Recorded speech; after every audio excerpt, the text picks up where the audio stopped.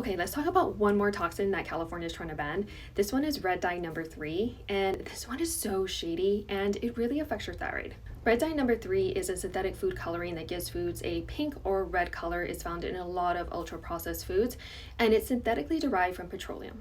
Petroleum, people, that is already a red flag. Like, I don't even know why we need a bill to ban this. It just should be banned. We shouldn't be eating petroleum. This is already banned in Europe, and in the US it's only banned in cosmetics, but it's still okay to use in foods. And the justification that some of these doctors are using is they're saying that you don't absorb this red dye, so if you don't absorb it, then it can't cause any issues.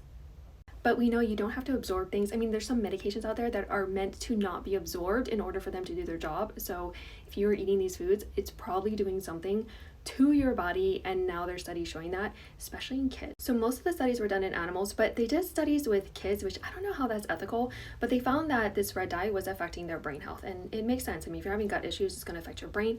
And ironically, one of the top selling ADHD drugs for adults has this dye in it. Now, this dye also contains iodine, and there was actually a study saying that it could be a good source of iodine, but it's been shown to mess up your thyroid too. In animal studies with rats, it was shown to cause thyroid cancer, and with humans, it was shown to increase TSH and decrease the production of T3. So if you have decreased T3, you might not need more T3 medication. It could be the foods that you're eating. There are already safer alternatives to use for red dye number 3, and many of these companies are using them. They're using them in their European products. So they create 2 products, one for Europe, one for the US. So I hope this bill goes through, because we really shouldn't be eating synthetic derived petroleum anything.